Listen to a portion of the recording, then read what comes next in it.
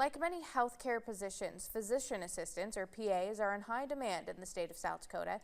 A bill going through the state legislature is aiming to make South Dakota a more attractive place for the profession. Parker Brown has that story for us tonight. Parker, good evening.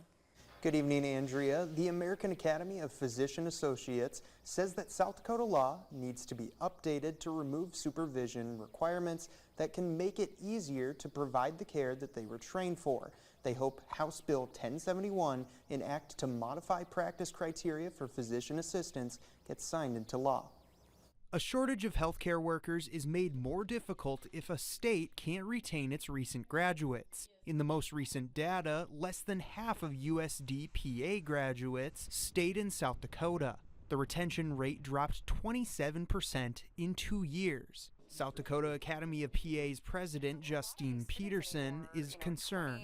20 or more of the 25 that are attending are from South Dakota, and to think that maybe 60% of them are having to leave the state, one, to find a job, or two, because the states surrounding us have much more favorable laws, is disheartening. South Dakota formally dropped the requirement for a supervision agreement for nurse practitioners, leaving PAs as the only healthcare providers that require a supervision agreement. PAs believe policy change will take away the administrative burden on employers. It's a lot easier to hire other professions that don't need a physician on site. Freeman native Mara Fegan is a current student at the University of South Dakota and hopes to stay in Freeman to work as a PA. She believes the current practice requirements hurt smaller communities like her hometown the most, because when staffing is already tough, having enough physicians for every PA is not always a given. We really need that, especially in our rural communities, and it's definitely sad